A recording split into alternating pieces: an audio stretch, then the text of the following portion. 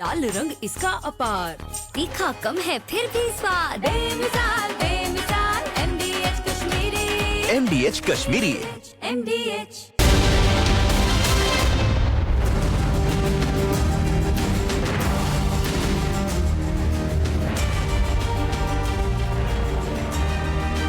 Hello and welcome you watching the Wednesday edition of This Is Exclusive with me, Shavansen. Ladies and gentlemen, Pakistan for decades put together have been breeding these terrorists and what we have been calling the Pakistani terror factory. Ladies and gentlemen, it's an admission that has been made by Pakistan that they were part of this jihadist movement, as they called it. Ladies and gentlemen, it's an admission that they were the ones who were training these very jihadis. Tonight on This Is Exclusive, once again, I come to you with the full dossier. The direct link between the Pakistani army, Pakistani ISI and the terrorists who have been gunned down here in India. Undeniable proof that I'm going to put out in the next couple of minutes. 15 slides that we are going to take you through and actually tell you how it is proven that these Pakistanis have been trained by none other than the Pakistani army. But up first, let's take you through the headlines we're tracking at this hour.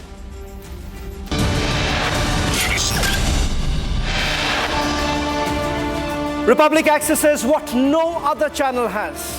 The never-seen-before pictures of Pakistani trained terror handlers breaking this evening. Complete details of Pakistan's terror factory out. Exclusively accessed dossier outlines the elimination of Pakistani terrorists starting from the year 2024 all the way to just about a few months ago.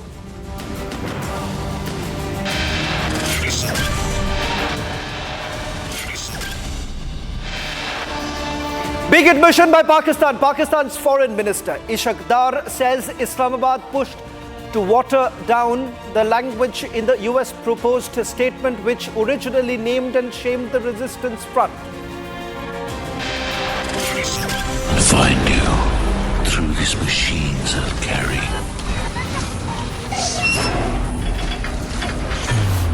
The burden of my brothers and sisters' pain.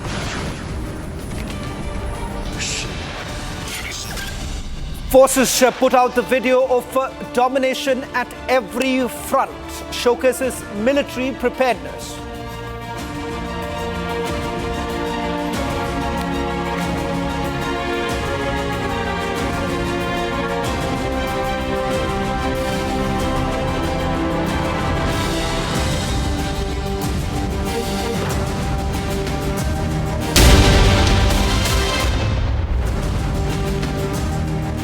The most definitive expose as yet. Republic has now accessed a full terror dossier. The dossier that's going to tell you how Pakistan army has been training these terrorists who have tried to cross over in the last 1 year.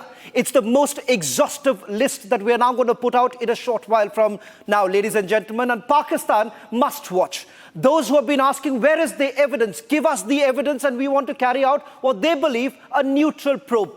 You don't need a neutral probe anymore because Pakistan, tonight we are once again going to expose you. And how? Ladies and gentlemen, this dossier, we're going to take you through each of these terrorists who have been killed by the Indian security forces over the last 1 year and what has been recovered from their possession. Let's first take you to the first big name that we are going to put out in a short while from now. Ladies and gentlemen, on the screens right now, in fact, we're going to take you through the first terrorist who was killed on 22nd of June 2024. Pakistani identity card that has been recovered from Mohammad Rafiq. He is a resident of Bagh in Pakistan. Here, what you see on your screen, of course, when he was gunned down and after which this was basically recovered. As you can see, blood mark on those very identity card. He was killed on 22nd of June 2024. On your screens right now, if you can also go full frame in a short while from now, weapons and Pakistani currency notes that were recovered. Interestingly, some of the star ammunition is actually used by the Pakistan SSG. We're going to take you through the details in a short while from now as to how they were basically trained. The third, this is the second, the ID card of terror handler Nazakat Ali that has also been recovered. Now, importantly, this, ladies and gentlemen, is an ID card that can only be provided by the Pakistani authorities. In fact, I'm going to put out the details of the CINC that has been given to these very terrorists when they were basically carrying along with them, was residing in Muzaffarabad in Pakistan and thereafter crossed over. This, ladies and gentlemen, was gunned down in Kiran sector, Kupwara on 14th of July 2024. A list, an exhaustive list that we're going to take you through. Weapons and firearms once again recovered. If I can also, if I can just quickly also go across to Major Samartur right now, just for a quick update of two of these terrorists that we have shown. And it does not end here. We'll go full frame with the visuals that we have of the ID card and the weaponry that has been recovered. My colleague Niranjan, as well as Major Samartur, joins us on this broadcast. Niranjan, we have said that this is the most definitive proof that we can put out. It's a clear exposure of the fact that the Pakistani army has been training them. 42 launch pads that have been identified by the Indian security forces. And from one of these launch pads, these terrorists came out. But these ID cards is a clear indication. Major Samartur also joins us on this broadcast. Shravan, what is increasingly clear is that Pakistan was pushing in these terrorists. And this was a design in the last 1 to 2 months. Major Tur, we've also seen there have been increased infiltration attempts at the line of control, especially at the line of control, and cover fire. And this was the reason why there was cover fire and increased infiltration attempts. They knew something big was being planned and they were doing it themselves. Niranjan, you see, this is a basic pattern that the moment the summers are about to begin and the passes just begin melting, so whichever is the easiest possible route, though with difficulty, because this is just the beginning of the summers where the passes tend to melt. So here are the tough, the most radicalized terrorists who come in initially.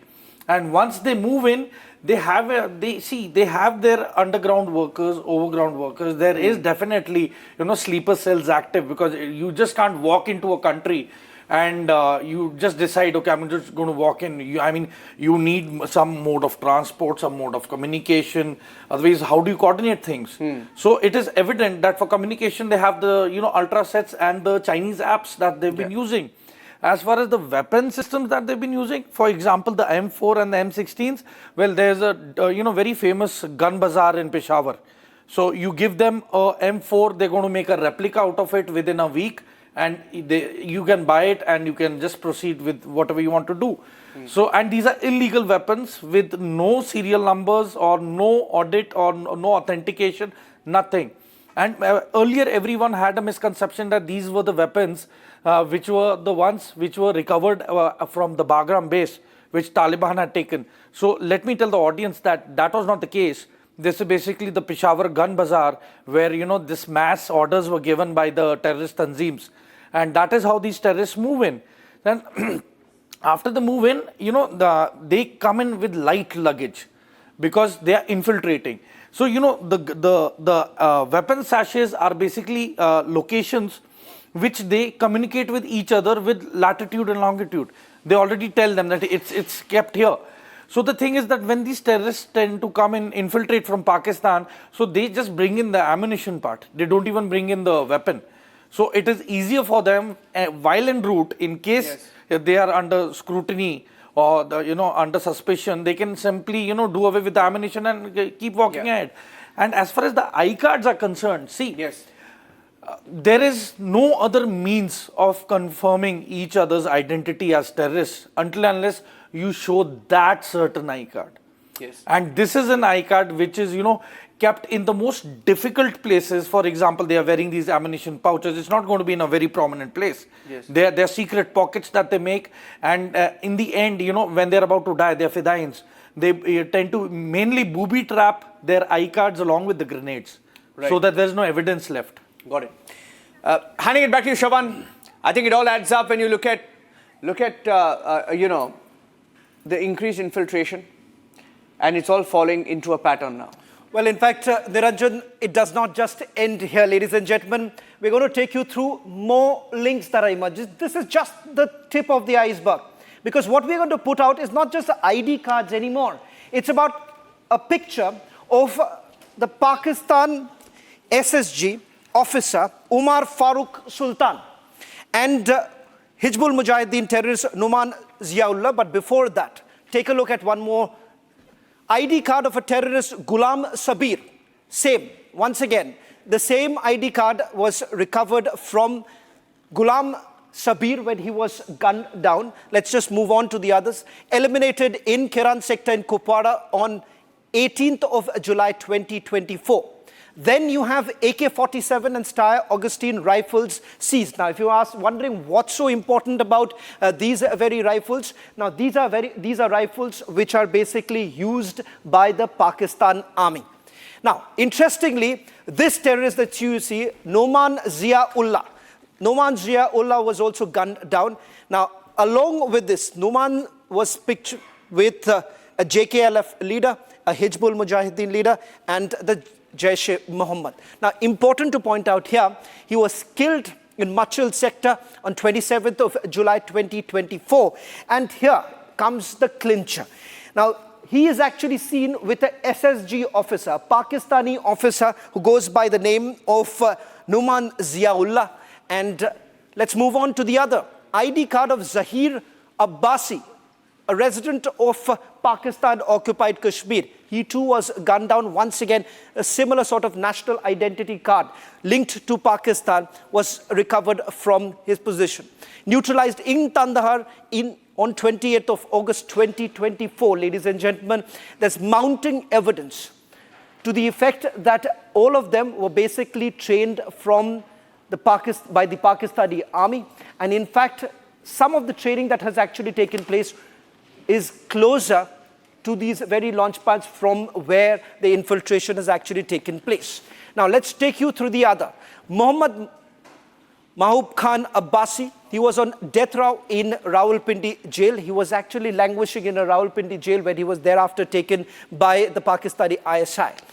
Mushtaq H. Malik was also eliminated. Here you see Mushtaq was eliminated. Arms and ammunition once again that have been recovered from his possession. Similar sort of arms and ammunition once again that is found used by the Pakistani Rangers too. Let's take a look at the other. Terrorist Sanar Zafar of Pakistan-occupied Kashmir's Mirpur. Interestingly, in Mirpur, just days after he was eliminated in Sopore on 25th of April, you've had a funeral procession being carried out. In fact, let's see if we have the picture of the funeral procession that took place in Mirpur. We'll try and put that out in a short while from now. The link here is that after he was killed, you've had a funeral procession being carried out in his hometown, in Mirpur, in Pakistan-occupied Kashmir, with his pictures essentially being put out, which once again is a clear indication of the fact that this terrorist had crossed over, gunned down, clear Pakistan link that has basically emerged. We have essentially put out full links. Now I'm going to show you the funeral procession on your screens right now. These are posters that were actually put up in Mirpur. And if you take a look at this, if you take a close look at it, here there is a clear indication of the fact that these posters were basically used to announce his funeral, asking people to basically come in for the funeral procession. So here, once again, the link basically emerges. Let's also take you through the others. Other details now coming in. Terrorist Abdul Wahab of Pakistan-occupied Kashmir's Mirpur. Here is he was gunned down. Let's take a look at the details emerging of after he was killed and the recoveries that have essentially been made by the Indian security agencies, which again is a clear indication of how things were basically working out. And the infiltration route also we're going to speak in a short while from now. Terrorist Rehan Ali of Pakistan-occupied Kashmir's Rawalkot. Here on your screens, let's see the Pakistan link that is emerging, neutralized in Hiranagar on 12th of June 2024. And once he was basically identified, in fact, there are thermal imaging that have been recovered of 3 terrorists who tried to cross over along with him back in the month of June. Now next, Abu Umar Salim and Abu Qasim Usman. They were killed in Baramulla. In fact, these are posters they were basically put up. Now it's recognizing the fact that they are saying their jihadis were basically killed by the Indian security forces, and they are the ones who made an announcement back in their hometown that he has been neutralized. In fact, they said Shahad. Abu Turab Mohsin of Pakistan occupied Kashmir's Kotli. In fact, these pictures that you see of him, they are basically on the date he was killed, and there was a post that was actually put out by them. Now, clearly, what has essentially happened is that at least 11 of these terrorists who have crossed over in the last 1 year itself, they were basically neutralized by the Indian security forces. And from each one of them, the Indian security forces have basically recovered ammunitions. These are ammunitions used by the Pakistani army. And not just that, you also have identity cards that were basically carried by them. These identity cards were basically issued by the Pakistani authorities. Let me also go across to my colleague Gursimran while we once again closely take you through each of these terrorists who have been gunned down. Gursimran, this is an exhaustive terror dossier that we are putting out. And it turns out that from each one of them, there is a pattern that has basically emerged. And the pattern is of these ID cards that they were basically carrying along with them. Some basically asked this question as to why would they, in the first place, carry the ID cards with them if they were basically trying to cross over. There is an answer to that too.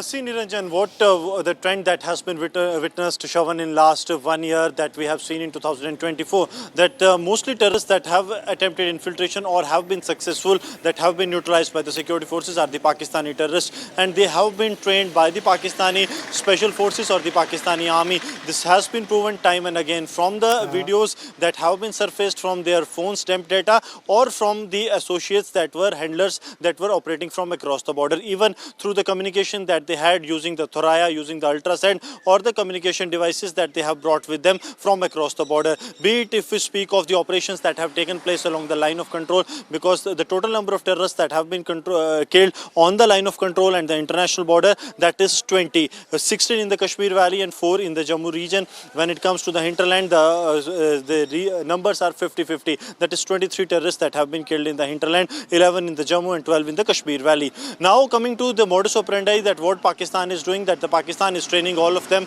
but now pushing the Jaish group from the international border and Lashkar-e-Toiba from the line of control. From their possession, the ID cards which Republic has exclusively accessed. This clearly shows that the Pakistani army and the Pakistani establishment is behind them, and this is what they are being provided by the Pakistani establishment during their stay at the terrain launch pads or before that. And when the Pakistan gets exposed, they say that it is the only Indian side that is trying to defame them. But in the reality, there have been n number of photographs, videos of their training that too have emerged that clearly hints that the Pakistani establishment is making desperate attempts to push highly trained terrorists into the Indian territory, and there have been n number of incidents where the involvement of these highly trained terrorists has been spotted by the security forces, even have been captured in many of the cameras that the security forces had at multiple locations. If we speak of operations that have been carried out in the south of Pir Panchal or north of Pir Panchal, Shravan. Well, thank you very much, Gursimran, for getting us the latest details. As we're getting in responses on this, many are asking this question as to what's the Pakistani link and why exactly would they be carrying it. Gursimran has answered this question, but Major Samar Paltur, now you would be in a best position to answer this question, because the moment we put this out, there were questions being raised that why would the terrorists first of all be carrying these ID cards? These ID cards, as I understand from my sources within the armed forces, they are saying that look here, these are ID cards which cannot be replicated. This is part which has been authorized, and they are Pakistani ID cards that they've been carrying. Now there is a mystery behind it. Why were they carrying in the first place? Niranjan, I want to make it very clear that when these terrorists move, definitely, logically, nobody would agree that, why would a terrorist carry a identification of a certain country? But then what happens is, when they infiltrate the Indian territory, right, in case they are spotted by the intelligence agencies. You'll have to just come a little ahead, because I think so you have to just show in case them, they are, spotted by the intelligence agencies, or our, intelligence agencies are on them.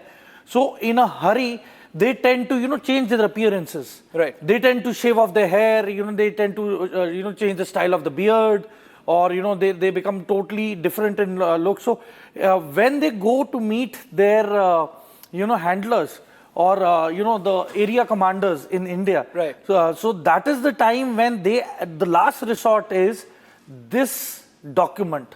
So this you basically, ICAR. it's a tactic that they have. Is this some sort of a new tactic that is being employed by these terrorists who have been trained by the Pakistani army? And I'll also come to these pictures. But first to you, is there a change in tactic? And perhaps this is something that has been already identified by the armed forces. See, there has been no change in tactics other than, yes, their weapon profile has become better. And then they're more tech savvy. Right. They've started recording, or sending the live feedback, but that's not possible because, if you tend to open up a certain device which is going to emit some signal, so you're definitely going to get tracked. So they've started recording these incidents, these terrorist attacks, right. And that becomes the propaganda gold mine. That is to and prepare that we have the seen incoming- in Pahalgam too. Exactly, In Pahalgam too. exactly. So and that's a different. The purpose of it is, as when you would say, it's completely different. It's about the propaganda. Now on the screens. Major Samar Paltur, we are putting out the details of the terrorists who have been eliminated in the last 1 year. And I want you to help us understand from these sectors, because these are sectors which are going to be important in the days to come. Yes. Machal sector on the screens, that's right, Major Samar Paltur. Machal sector, about 3 terrorists have been neutralized, 7 from Kiran sector, 1 from Tangdahar, and 3 from Uri. Can you help us understand this? See, as per the population of the terrorists killed, so that it purely and very clearly indicates that these are the basic launch pads which have more, infiltration rate. And because probably, the harbor or, the rest and regroup and, the distribution of equipment is probably more present at these launch pads. Right. And so this becomes one of the major launch pads where, the maximum of the population of terrorists are holed up. Because, launch pads need to have the capacity to hold these terrorists. So they have the infrastructure made, they have the hideouts made, and these hideouts are not normal hideouts.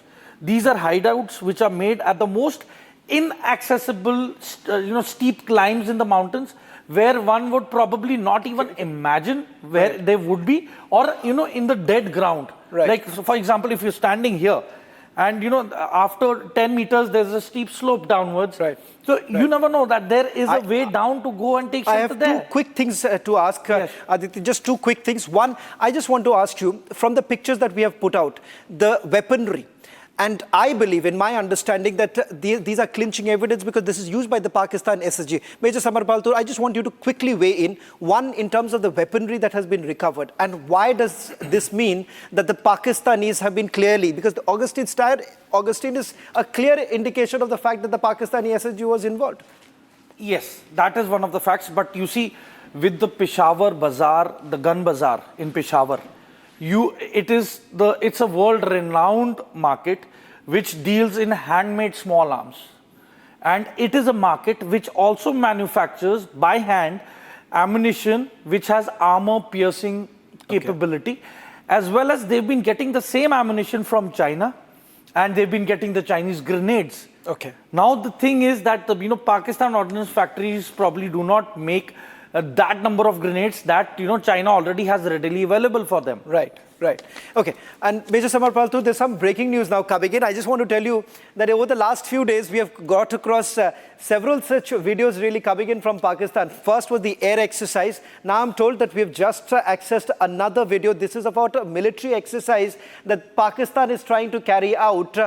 In fact, this is the Pakistani army that's carrying out this military drill. And I just want you, Major Samar Paltur, to take a look at it. Now, this is what they've been doing in the last few days. This was in Lahore, I believe. Yes. This is in Lahore, and this is the visual that has just come in. In fact, an announcement that was made by the Pakistan Air Force chief saying that our fighters would be airborne because there are 2 exercises. I can't recall exactly the name of the exercises that they've put out, but 2 exercises by the Pakistani Air Force, and now this on your screens. And one F-16 also crashed, I believe. Yes, part of the exercise that they're carrying out, that's actually happened. Now you see, Shaman, these are basically, provoking postures. Right. Because, to counter the narrative, they are trying to project a face that they are ready. Right. But trust me, nobody is blind with the amount of technology that we have. And nothing can be hidden. In fact, I want to disclose one thing right now, as I speak to you, that a very massive consignment of suicide drones has been received by Pakistan from China on the 28th of April.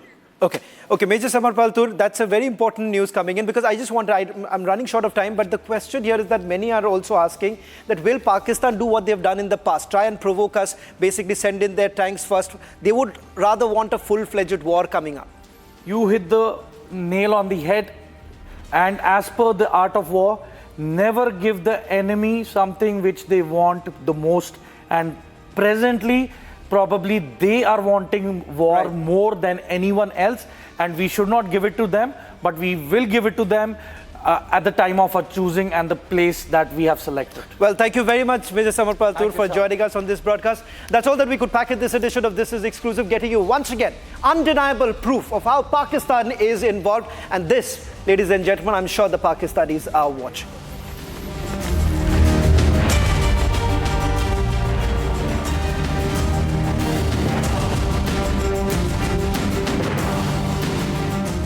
आज दही बड़ा खाने का मन है।